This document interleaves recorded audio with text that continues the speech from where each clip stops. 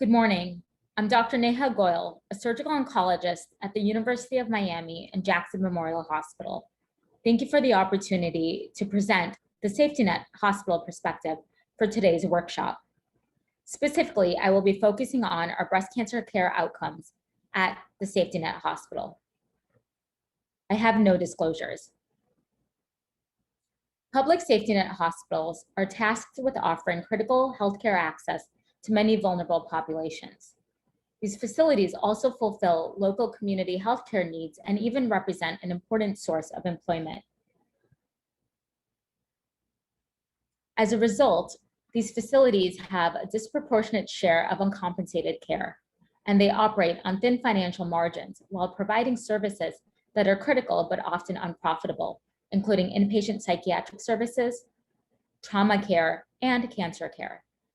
For example, Jackson Memorial Hospital has over $500 million in uncompensated care each year. This is more than 15 times as much as the adjacent University Hospital. As a result, Jackson Memorial Hospital relies on government support. Specifically, Miami-Dade County taxpayers contribute over $350 million a year through a half-penny sales tax and property taxes to help fund Jackson's operations, which are budgeted at over $1.5 billion a year.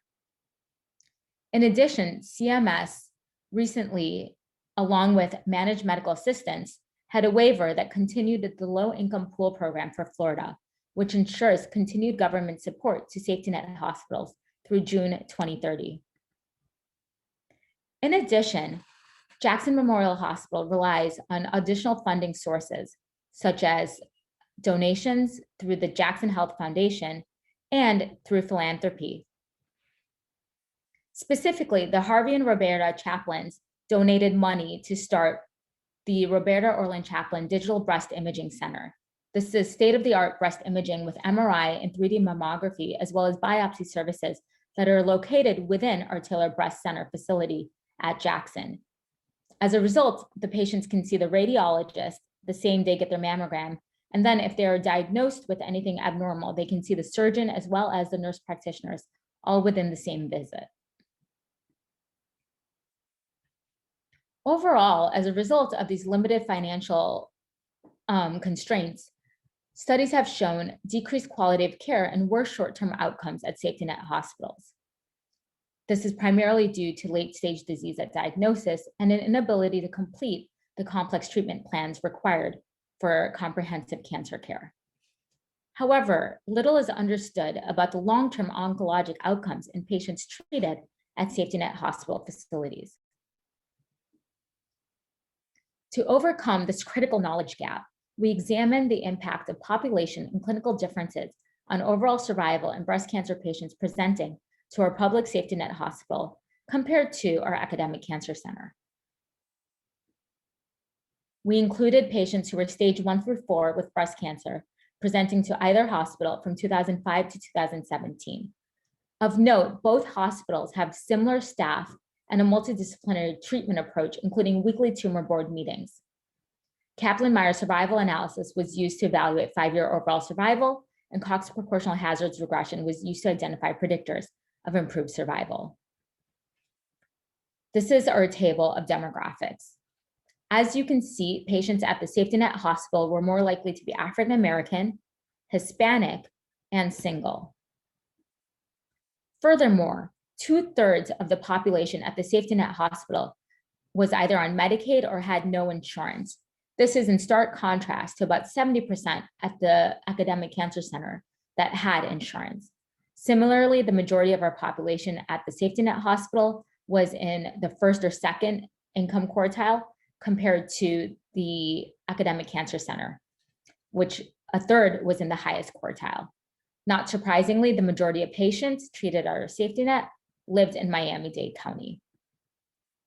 In addition, most striking on this tumor characteristics table is that the majority of patients who had stage 4 disease were seen at the safety net hospital. In fact, it was almost double the amount of those seen at the academic cancer center at 11.6%. When evaluating 5-year overall survival by stage, The most notable figure is here in the right lower quadrant, which shows that when looking at survival disparities, the majority existed in stage 4 patients.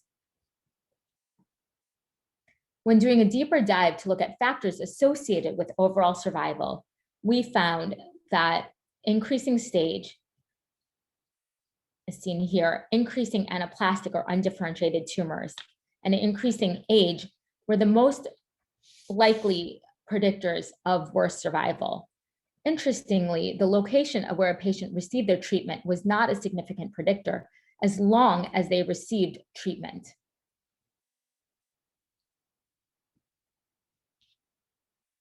When doing a deeper dive trying to understand what might be leading to differences in treatment receipt, we found that endocrine therapy and systemic therapy for stage 4 patients were the two main areas where we could intervene. And specifically, as seen here, you can see a difference between endocrine therapy adherence at the safety net hospital seen in red.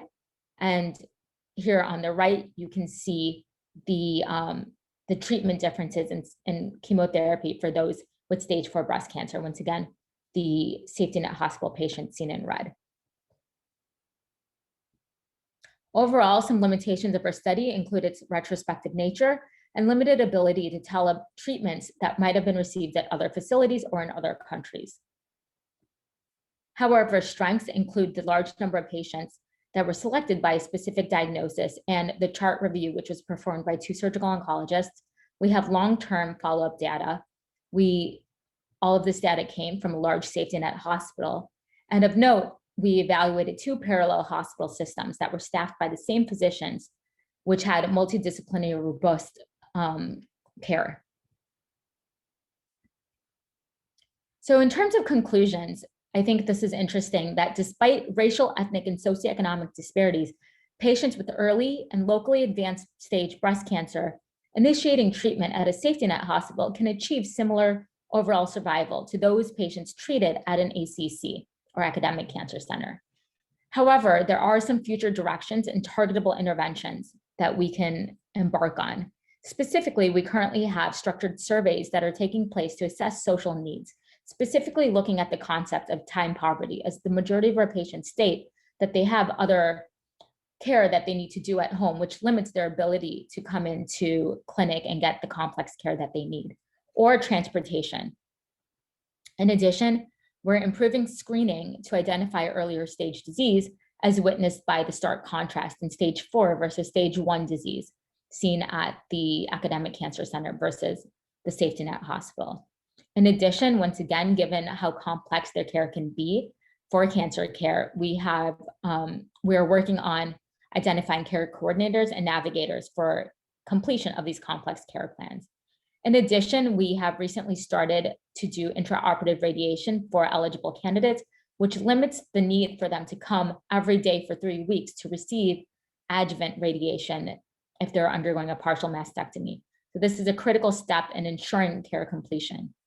In addition, we are working to start a survivorship clinic to help with adherence to endocrine therapy, and a continued area of our focus is trying to improve clinical trial access, because we believe that this is one of the main reasons that we see differences in chemotherapy uptake in our stage 4 patients. These are our references, and I would like to thank you for your time.